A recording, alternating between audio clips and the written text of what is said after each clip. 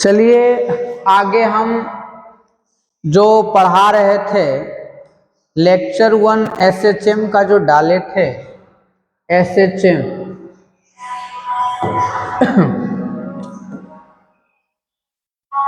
देखिए एसएचएम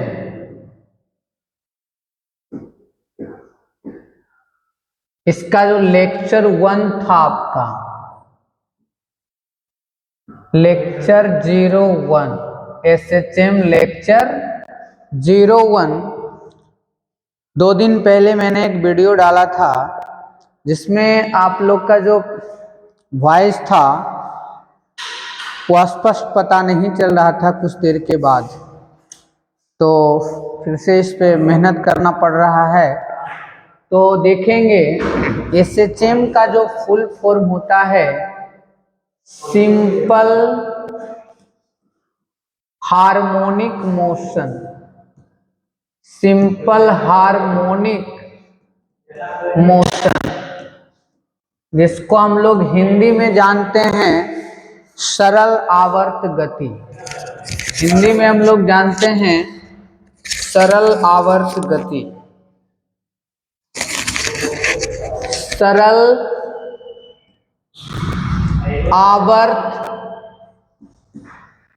सरल आवर्त गति, ठीक है। क्या जानते हैं? सरल आवर्त गति जानते हैं।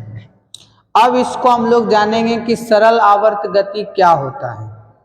ओके, कि सरल आवर्त गति से आप क्या समझते हैं। तो देखिए यहाँ पे कोई यहाँ पे बॉक्स, यहाँ पे किसी दीवार में कोई वस्तु को आप लटका दीजिए, लटका दिए और लटकाने के बाद उसको क्या किए, इधर से लाके कुछ दूर पे मैंने इसको छोड़ दिया।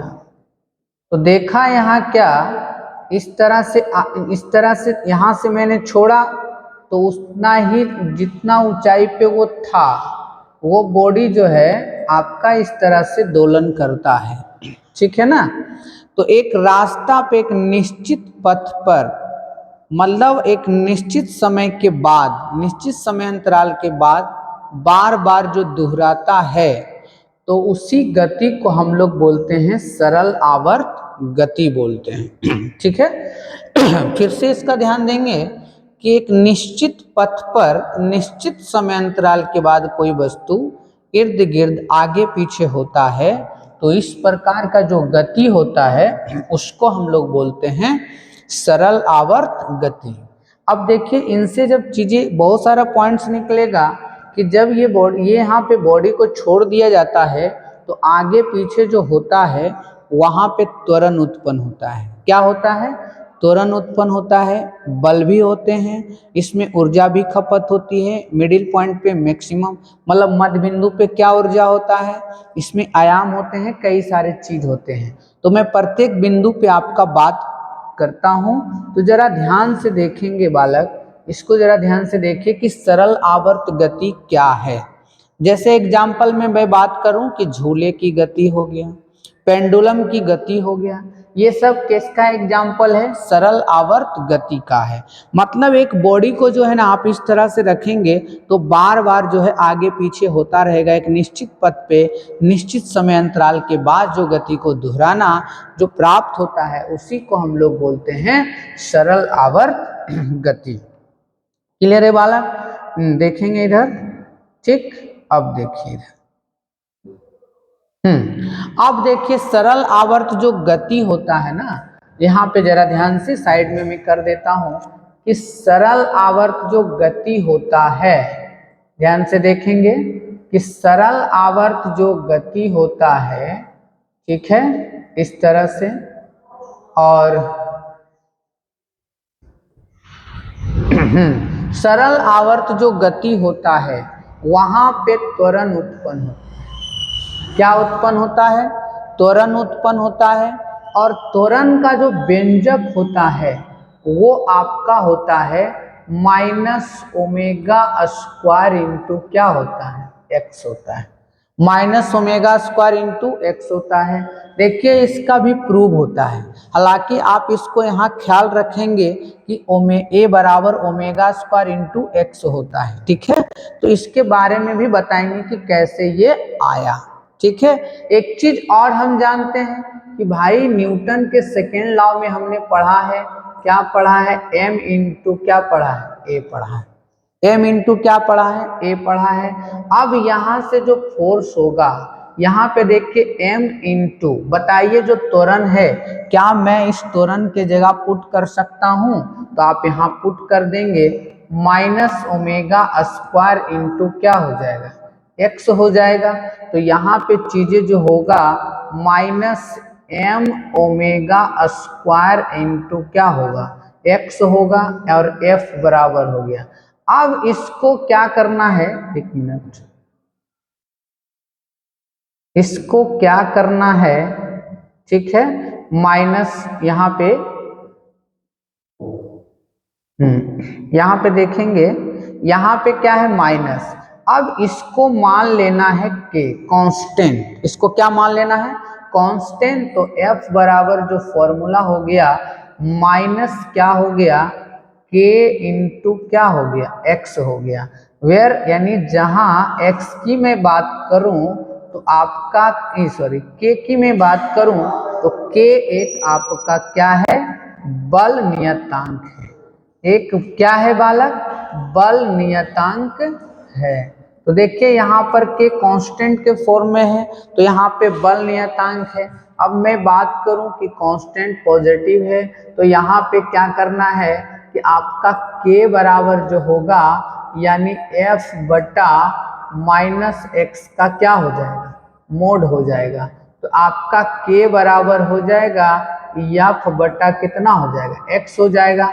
अब इसकी मैं बात करूं एसआई यूनिट की, इसका एसआई यूनिट क्या हो जाएगा, न्यूटन। ये डिस्प्लेसमेंट है तो आपका हो जाएगा न्यूटन पर मीटर।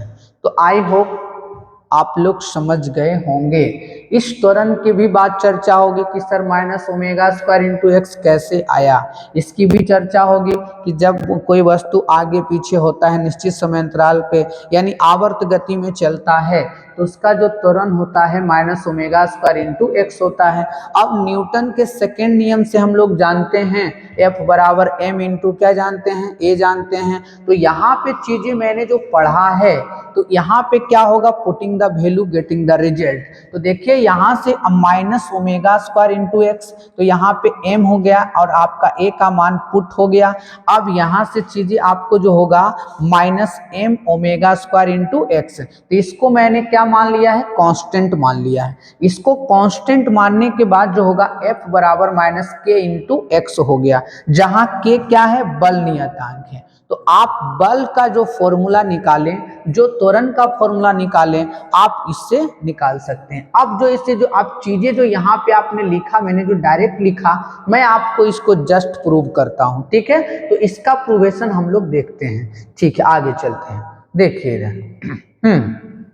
देखिए बालक, हाँ, अब आगे मैं चलता हूं कि जब सरल आवर्त गति में होता है, ध्यान से देखेंगे, जब सरल आवर्त गति में होता है तो आपका जो इसका जो समीकरण होता है, एसएचएम का जो इक्वेशन होता है, ठीक है, सरल आवर्त गति का जो समीकरण होता है, इक्वेशन ऑफ एसएचएम, ध्यान से देखेंगे,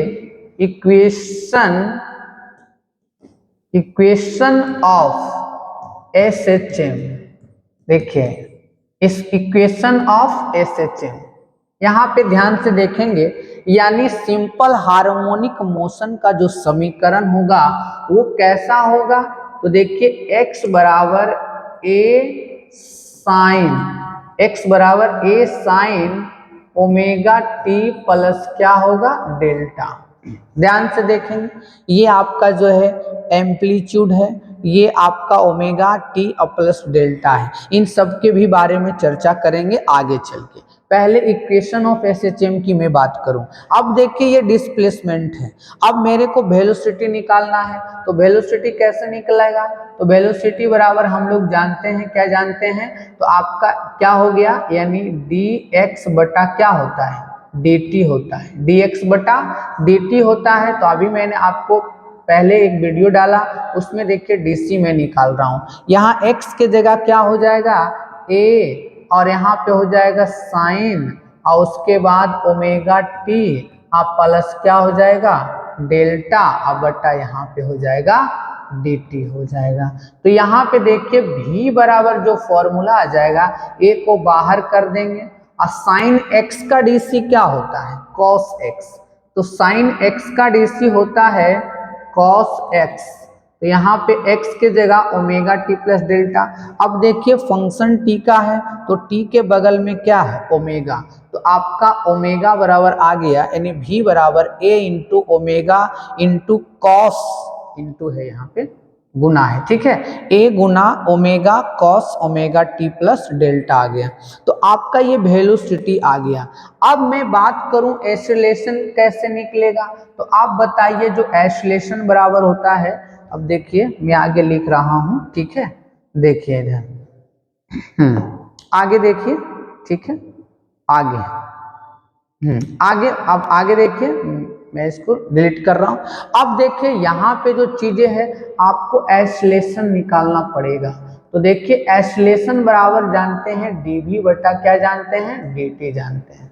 तो एक्सेलरेशन बराबर हम लोग जो जानते हैं dv बटा dt जानते हैं। तो सर यहाँ पे जो एक्सेलरेशन बराबर है आपका d, और यहाँ पर v के जगह आपका जो मान पुट था वो क्या था मेरे लाल पीले हरे, यहाँ पे a ओमेगा, और उसके बाद था तुम्हारा क्या था यहाँ पे कॉस, और यानी कॉस ओमेगा टी और प्लस क्या था डेल्टा था। तो देखिए यहाँ पे फंक्शन किसका है टी का फंक्शन है।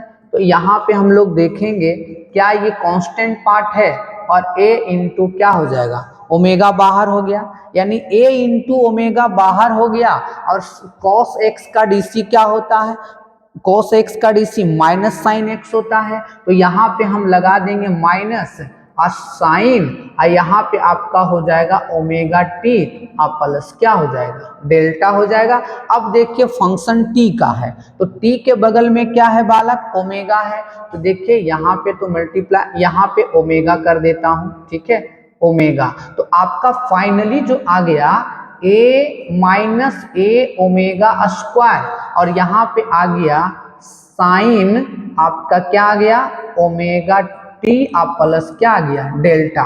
तो फाइनली आपका जो रिजल्ट मैंने वहां एसएचएम में निकाला था कि जो इसका एक्सेलरेशन का एसएचएम का जो एक्सेलरेशन होगा a बराबर minus omega square into x होगा। तो आप इस ब्यूटीफुल चेहरा को देखेंगे, a यहाँ पे मैं अलग कर देता हूँ, यहाँ पे माइनस ओमेगा स्क्वायर इंटू ए, यहाँ पे हो जाएगा साइन ओमेगा टी प्लस क्या हो गया डेल्टा। अब देखिए क्या इसका मान x होगा, क्या मैं एसएचएम के इक्वेशन में पढ़ा हूं। तो यहाँ पे आपका फाइनली जो रिजल्ट आ गया, तो आपका आ गया minus omega square into x आ गया। तो आज के बाद ये नहीं कहेंगे कि सर आपने जो फर्स्ट बातें में जो लिखा था कि a बराबर minus omega square into x कैसे आया। तो एसएचएम में ये अब मैं आपको प्रूव कर चुका हूं।